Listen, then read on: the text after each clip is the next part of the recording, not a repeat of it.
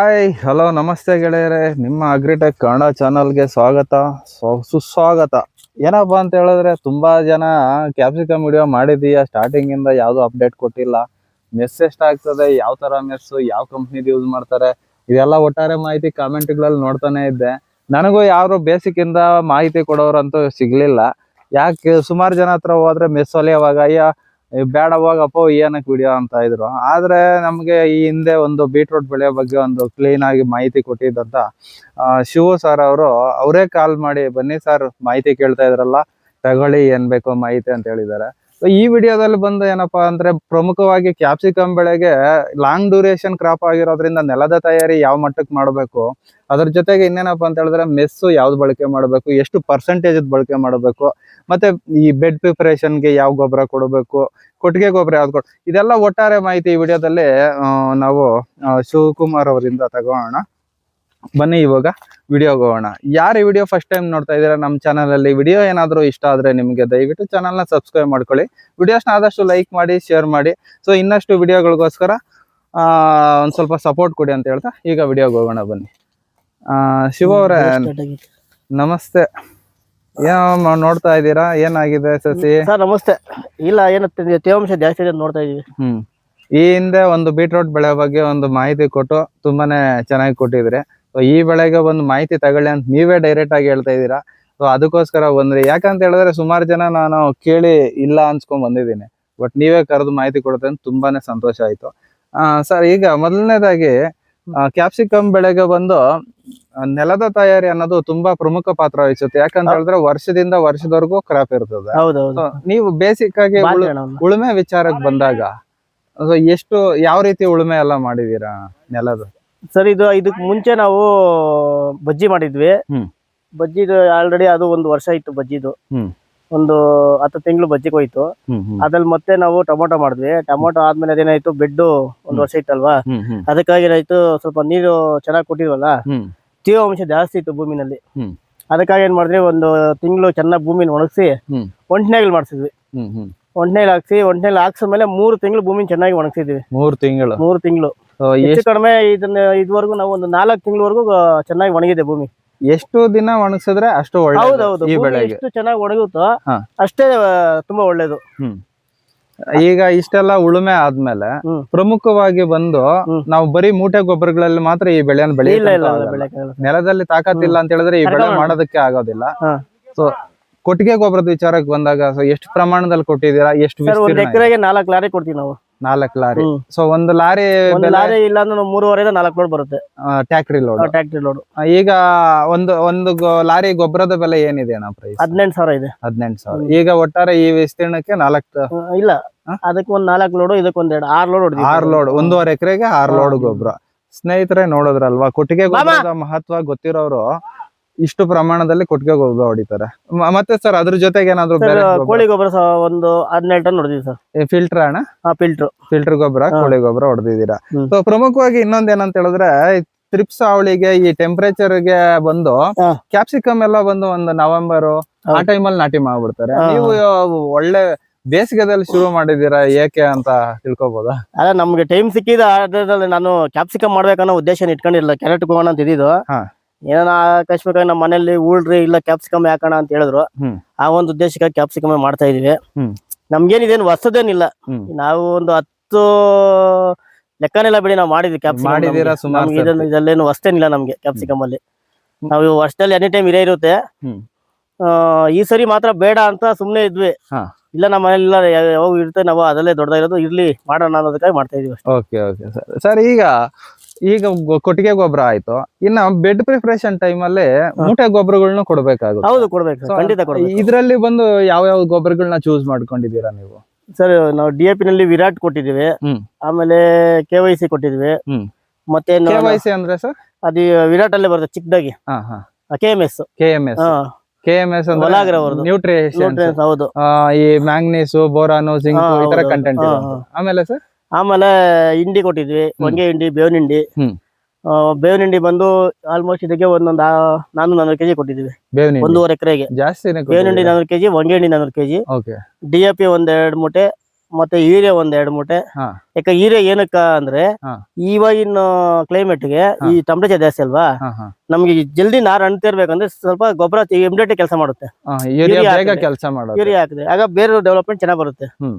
ಅದರಿಂದ ಯೂರಿಯಾ ಕೊಟ್ಟಿದ್ವಿ. ಮಳೆಗಾಲದಲ್ಲಿ ನೀರೇ ಕೊಡೋ ಅವಶ್ಯಕತೆ ಇಲ್ಲ. ಈಗ ಯೂರಿಯಾ, DAP, KMS, ಉಂಗೆ ಹಿಂಡಿ, ಬೇವಿನ ಹಿಂಡಿ ಇದಿಷ್ಟು ಹ್ಮ್. ಬೆಡ್ಗೆ ಕೊಟ್ಟಿರುವಂತ ಗೊಬ್ಬರಗಳು. ಮತ್ತೆ ನ್ಯೂಟ್ರಿಯನ್ಸ್, ಮತ್ತೆ ಜಿಂಕು, ಬೋರನ್, ಮೆಗ್ನೀಷಿಯಂ ಎಲ್ಲ ಇವೆಲ್ಲ ಸೇರಿಸಿ. ಹೌದೌದು. ಸರಿ ಸರ್, ಈಗ ಬಂದು ಮೆಸ್ ವಿಚಾರಕ್ಕೆ ಬರೋಣ. ಶಿವರೇ, ತುಂಬಾ ಜನ ಕೇಳಿರೋ ಪ್ರಶ್ನೆ, ಮೆಸ್ ಯಾವ್ದು ಹಾಕ್ತೀರಾ, ಎಷ್ಟು ದುಡ್ಡ ಕಾಸ್ಟ್ ಆಗುತ್ತೆ ಅನ್ನೋದು ಕೇಳಿರ್ತಾರೆ. ನೀವು ಸೆಲೆಕ್ಟ್ ಮಾಡ್ಕೊಂಡಿರೋಂತ ಮೆಸ್ ಯಾವ್ದು? ಸೊ ಇದು ಟೆಪ್ಲೆಕ್ಸ್. ಹ್ಮ್. ಒಟ್ಟಾರೆ ಈಗ 1 ಎಕರೆ ವಿಸ್ತೀರ್ಣಕ್ಕೆ ಸೊ ಏನ್ ಬಿದ್ದಿದೆ ಸರ್ ಪ್ರೈಸ್? ಎಷ್ಟಾಗಿದೆ ಇದಕ್ಕೆ? ಸರ್ ಇದು ನಂದು 1.5 ಎಕರೆ ಇದೆ. ಆಲ್ಮೋಸ್ಟ್ ಎಲ್ಲ 1.5 ಎಕರೆ ಇದೆ ಟೋಟಲ್. ಟೋಟಲ್ ನಾನು ಒಂದು 55 ಬಂಡ್ಲು ತರಿಸಿದೆ. ಒಂದು ಬಂಡ್ಲು ಬಂದು ಕಾಸ್ಟ್ ಬಂದು 2.5 ಸಾವಿರ. ಒಂದು ಬಂಡ್ಲು 50 ಮೀಟರ್ ಬರುತ್ತೆ. ಆಗಲ 3 ಮೀಟರ್ ಬರುತ್ತೆ.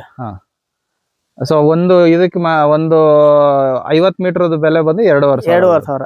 55 ಬಂಡ್ಲು ತರಿಸಿದೆ ಸರ್. 55 ತರಿಸಿದೆ. ಒಟ್ಟಾರೆ ಹಂಗಾದ್ರೆ 1,40,000 ಆಗಿದೆ ಸರ್. ಎಲ್ಲ ಇದು ಟೋಟಲ್ ನೆಟ್ಟಿಗೆ ಮಾತ್ರ 1,40,000 ಆಗಿದೆ. ಇದರಲ್ಲಿ ಬಂದು ಇನ್ನ ಇದ್ಯಾವ್ದು? ಇದರಲ್ಲಿ 30% ಇದೆ, 35 ಇದೆ, 40 ಇದೆ, 75% ವರೆಗೂ ಇದೆ. 75%? ಹೌದು.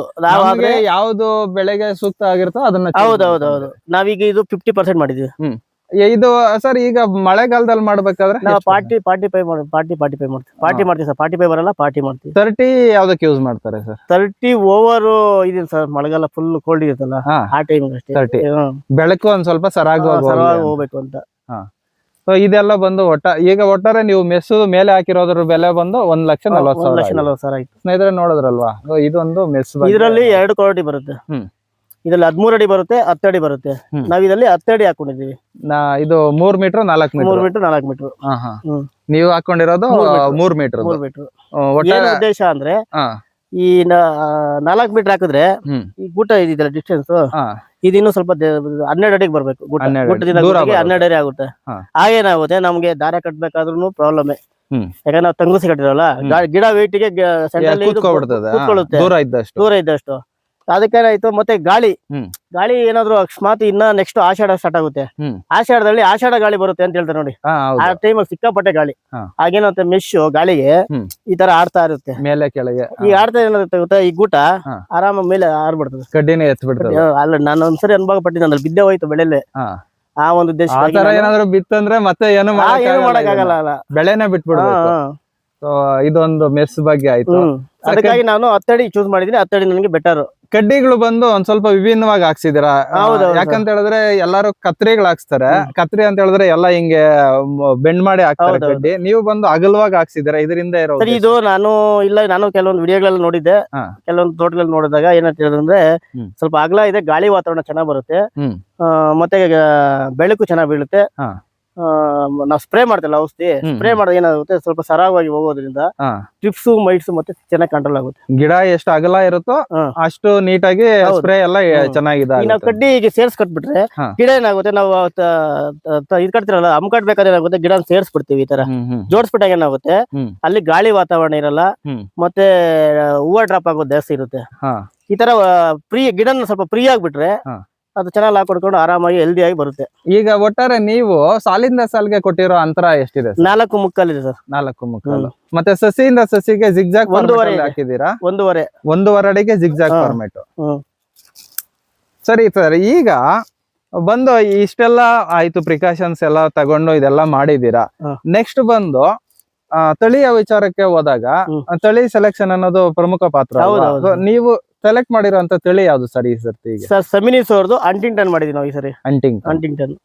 ಇದಕ್ ಮುಂಚೆ ಎಲ್ಲ ನಾವು ಇಂಟ್ರೂಡರ್ ಮತ್ತೆ ಮಾಮೂಲಿ ಸೆಮಿನಿಸೇ ಉಳ್ತಾ ಇದ್ವಿ, ಇಲ್ಲ ಗ್ರೀನ್ ಬೆಲ್ ಈ ತರ ಉಳ್ತಾ ಇದ್ವಿ. ಒಂದ್ಸರಿ ನೆಕ್ಸ್ಟ್ ಟೈಮ್ ಕರಿಷ್ಮಾ ಮಾಡಿದ್ವಿ, ಅದು ಪರವಾಗಿಲ್ಲ, ಇಳುವರಿ ಚೆನ್ನಾಗಿದೆ. ನೀವು ಒಂದೇ ಇದಕ್ಕೆ ಸ್ಟಿಕ್ ಆನ್ ಆಗಿಲ್ಲ? ಅದಕ್ಕೆ ಮೊದ್ಲೆಲ್ಲ ಇಂದ್ರ ಫೇಮಸ್ ಮೊದ್ಲು. ಈಗ ಇಂದ್ರ ಎಲ್ಲಾನು ಫೇಮಸ್ ಆಗೋಯ್ತು. ಈಗ ಇಂಟ್ರೂಡರ್ ಆಲ್ಮೋಸ್ಟ್ ಎಲ್ಲಾನು ಏನಾದ್ರೆ ಗಿಡ ಚೆನ್ನಾಗ್ ಆಗುತ್ತೆ, ಬಟ್ ಅದು ಗ್ರೋತಿಂಗ್ ಜಾಸ್ತಿ, ಇಳುವರಿ ಕಡಿಮೆ. ಇಳುವರಿ ಪ್ರಮಾಣ ಕಡಿಮೆ ಆಗಿರೋದ್ರಿಂದ ಎಲ್ಲ ಈಗ ಜನ ಏನ್ ಗೊತ್ತಾ, ಯಾವ್ದು ರೇಸಲ್ಲಿ ಓಡ್ತಾ ಇರ್ತದೆ ಕುದುರೆ ಅದನ್ನ ತಾನೇ ನೋಡ್ತಾರೆ, ಹಿಂದೆ ಕುದುರೆ ಯಾರು ನೋಡಕ್ ಹೋಗಲ್ಲ. ಇವಾಗ ರನ್ನಿಂಗ್ ಯಾವ್ದು ಇದೆ ಅದನ್ನ ನೋಡ್ತಾರೆ. ಚೆನ್ನಾಗಿದೆ, ನಾವು ಒಂದು 10 ತೋಟ ನೋಡಿದ್ರಿ, ಇಳುವರಿ ಎಲ್ಲ ಚೆನ್ನಾಗಿದೆ, ಶೇಪು ಫಿನಿಶಿಂಗ್ ಎಲ್ಲ ಇದೆ. ನಾವು ಒಂದ್ 4 ಗಿಡ ನೋಡಿದ್ಮೇಲೆ ಇರ್ಲಿ ಇದೇ ಮಾಡೋಣ ಅಂತ ಇದೇ ಮಾಡಿದ್ವಿ. Okay okay. ಇದು ಇವಾಗ ಹಂಟಿಂಗ್ಟನ್ ಸೆಮಿನಿಸ್ ಅವರು ಹೌದು, ಹೌದು. ಮಾಡಿದೀರಾ. ಹ್ಮ್. ಈಗ ಬಂದು ಈ ಒಂದು ವಿಸ್ತೀರ್ಣಕ್ಕೆ ಎಷ್ಟು ಸಸಿ ಕುಳ್ಸಿದೀರಾ ಸರ್? 18,000 ಬರ್ತೀವಿ ಸರ್. 1.5 ಎಕರೆಗೆ 18,000 ಸಸಿ ಕುಳ್ಸಿದೀರಾ. ಓಕೆ. ಈ ಒಂದು ಬೆಳೆ ನಿಮ್ಮ ಕೈ ಹಿಡಿಲಿ. ಇವಾಗ ಬಂದು ಪ್ರೈಸ್ ಒಂದ್ ಸ್ವಲ್ಪ ಕಡಿಮೆ ಇದೆ. ಹೌದೌದು. ಒಂದ್ ಸ್ವಲ್ಪ ನಿಮ್ದು ಸ್ವಲ್ಪ ಏನಿಲ್ಲ, ಸಿಕ್ಕಾಪಟ್ಟೆ ತಳ ಕಚ್ಬಿಟ್ಟಿದೆ. ಅಂದ್ರೆ ನಿಮ್ದು ಇನ್ನ ಸ್ಟಾರ್ಟ್ ಆಗೋ ಅಷ್ಟ್ರಲ್ಲಿ ಇನ್ನೂ ಒಂದು 2.5 months ಇರುತ್ತೆ. ಹೌದೌದು. So ಅಷ್ಟ್ರಲ್ಲಿ ನೋಡೋಣ. ಇದ್ರಲ್ಲಿ ಇನ್ನೊಂದ್ ಏನಂದ್ರೆ ಸರ್, ಇದು ಲಾಂಗ್ ಡ್ಯೂರೇಷನ್ ಕ್ರಾಪ್ ಸರ್. ಈಗ ನೀವು ಬೆಳೆದಿರೋ ಪ್ರಕಾರ ಹ್ಮ್. ಎಷ್ಟು ತಿಂಗಳು ಇಟ್ಕೋಬಹುದು ಬೆಳೆನ? ಸರ್ ಒಂದ್ 10 ತಿಂಗಳು ಇಟ್ಕೊಂಬೋದು ಸರ್. 10 ತಿಂಗಳು. ಚೆನ್ನಾಗಿ ನೋಡ್ಕೊಂಡ್ರೆ ಒಂದ್ ವರ್ಷ ಇಟ್ಕೊಂಬೋದು. ಟನ್ನೇಜ್ ವಿಚಾರಗಳಿಗೆ ಬಂದಾಗ ಒಂದ್ ಎಕರೆಗೆ ಒಂದು ಸರ್ ಅದು ಒಂದು ಭೂಮಿ ಮೇಲೆ ಒಂದೊಂದು ಇದು. ಕೆಲವರು ಹೇಳ್ತಾರೆ ಹ್ಮ್. ನಂದು ಇಷ್ಟು ಬಂತು ಅಷ್ಟು ಬಂತ. ಯಾಕಂದ್ರೆ ನಮ್ ಪ್ರಕಾರ ಒಂದು 6 ಟನ್ 7 ಟನ್ ಇಲ್ಲ ಮಿನಿಮಮ್ 2 ಎಕರೆ ಅಂದ್ರೆ ಒಂದ್ 10 ಟನ್ ಕೊಯ್ಬೋದು. ಅಲ್ಲ, ಒಟ್ಟಾರೆ ಅಂದ್ರೆ ನನ್ನ ಲೆಕ್ಕ ಇದ್ರಲ್ಲಿ ಒಂದ್ 60 ಟನ್ 70 ಟನ್ ಕೊಯ್ಬೋದು. 60 ಟನ್ 70 ಟನ್ ಎಕರೆಗೆ. ಅಷ್ಟೇ. ಖಂಡಿತ ಸರ್. ಇದೊಂದು ಯಾಕಂತ ಹೇಳಿದ್ರೆ ಮಿಸ್ಲೀಡ್ ಮಾಡೋರು ತುಂಬಾ ಜನ ಹೌದೌದು. ಇರ್ತಾರೆ. ಸುಮ್ನೆ ಕೆಲವ್ರು ಏನ್ ಹೇಳ್ತಾರೆ, ಓ ನಂದು ಒಂದು ಕೊಯ್ಲಿಗೆ 10 ಟನ್ ಸಿಕ್ತು 20 ಟನ್. ಅದೆಲ್ಲ ಸುಳ್ಳು ಸರ್. ಇದೇನು ಜಲ್ಲಿಕಲ್ ಅಲ್ಲ, ಇದು ಕ್ಯಾಪ್ಸಿಕಮ್. ಇದು ಜಲ್ಲಿಕಲ್ಲೇ ಬರಲ್ಲ ಒಂದ್ ಟೈಮಲ್ಲಿ. ಒಟ್ನಲ್ಲಿ ಅದು ಕರೆಕ್ಟ್ ಸರ್. ಸೊ ಒಟ್ಟಾರೆ ಇದೊಂದು ಸಂಕ್ಷಿಪ್ತವಾದ ಮಾಹಿತಿ ಸ್ನೇಹಿತರೆ. ಎಲ್ಲ ನಿಮಗೆ ಮೆಸ್ಸಿಂದ ಹಿಡಿದು ಎಲ್ಲ ಕೊಟ್ಟಿದ್ದೀನಿ ಅನ್ಕೊಂತೀನಿ. ಅಣ್ಣ, ಈಗ ಇನ್ನೊಂದು ಕಡ್ಡಿ ಬಂದು ಹಳೇದ್ ಹಾಕಿದೀರಾ. ಈಗ ಪ್ರೈಸ್ಗಳು ಬಂದ್ ಕಡ್ಡಿಗಳ್ದು ಒಂದ್ 40 ಈಗ 40 ಚೇಂಜ್ ಇದೆ. ಹಾ. ನಾವು ಆಲ್ರೆಡಿ ನೋಡಿ ಅದ್ ಹಾಕಿರಲ್ಲ, ಬಾರ್ಡರ್ ಹಾಕಿರೋದೆಲ್ಲ ಕಡ್ಡಿ ತಗೊಂಡ್ರಿ, ಸೆಕೆಂಡ್ಸ್ ತಗೊಂಡ್ವಿ. ಬಟ್ ಅದು ಬಾಳೆ ಗಿಡದ್ದು. ನಾನು 35 ರೂಪಾಯಿ ಕೊಟ್ಟಿದ್ದೆ ನಾವು ಅದಕ್ಕೆ.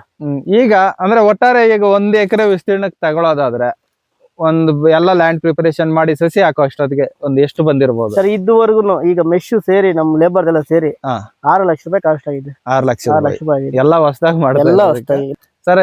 ಈ ಬೆಳೆ ನಿಮ್ ಕೈ ಹಿಡಿಲಿ ಅಂತ ನಮ್ ಸಬ್ಸ್ಕ್ರೈಬರ್ ಕಡೆಯಿಂದ ಎಲ್ಲ ನಮ್ ಕಡೆಯಿಂದನೂ ನಿಮ್ಗೆ ಒಂದು ಶುಭ ಹಾರೈಸ್ತೀರಿ. ಇಷ್ಟೆಲ್ಲ ಮಾಹಿತಿ ಹಂಚ್ಕೊಂಡಿದ್ದಕ್ಕೆ ಧನ್ಯವಾದಗಳು ಸರ್.